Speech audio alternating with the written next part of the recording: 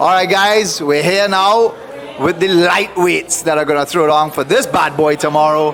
And on my left is our interim champion who has been struggling, calling out, trying desperately to fight, Mr. Bruce Miano from Canada, right?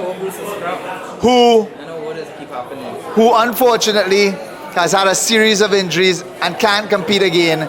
However, Bruce has said, you know what, let Corwin go ahead for the title and try it. Now, the gentleman to my right, Mr. Alejandro. Alejandro, you were originally meant to fight at 45, and then the opportunity to fight for a title at 155 came up. What are your thoughts about fighting the machine? I mean, I'm sure you must have done some good studying and saw some of his bouts in the cage. And what do you think of your opponent? He's a hell of a fighter. I give him that a lot of respect. He's a veteran in the game. I just wanted to fight, to be honest. Anybody, anywhere. I love this place. I love the opportunity. So, well, you train with a gentleman who has made waves in Trinidad. Everybody seems to love him, Mr. Zilao. Even the local guys who rooting for Ruel still love Mr. Zilao. So, you know, we know that you come from a very strong camp of respectful fighters and so on. And so does Mr. Dianju. Mr. Dianju, you also have a few fighters on the card as well too. How is that going to play into your night, seeing that you have two guys that are fighting before you that you have coached?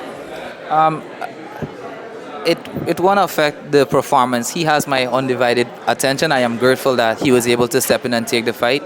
And outside of trying to push MMA forward in Guyana, I need to wear two hats right now because we don't have that much gyms that can actually deliver the necessary that we would need to really get MMA to the standard of the rest of the world or even the Caribbean as fast as I would like to see it.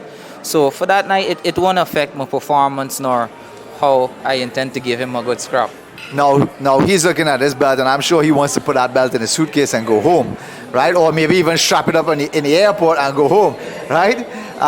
And he would have been able to see some of your performances in our cage before. So, have you seen anything about him, and do you know anything about him to prepare a good game plan? To be very honest with you, finding footage was very hard.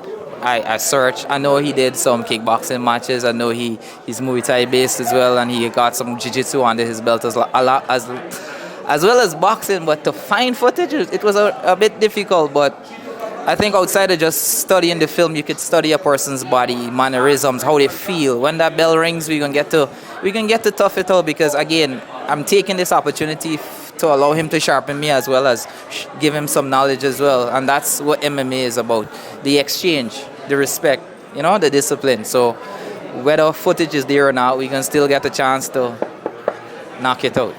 And what are your feelings about actually coming and facing a champion on your first go-around at Cuff? Oh, I'm excited. He's a well-respected opponent. I've seen him fight. It's going to be crazy. All right, guys. Well, I'm looking forward to this one for sure, 100%. I'm glad to see our machine back in the cage. And if you are in Trinidad and Tobago and you want to come and support these two guys, check out islandetickets.com/event/cuff20. And if you're back home in Guyana or back home in Canada and you want to see your boys throw down, but you can't make it to Trinidad and Tobago, check out millions.co.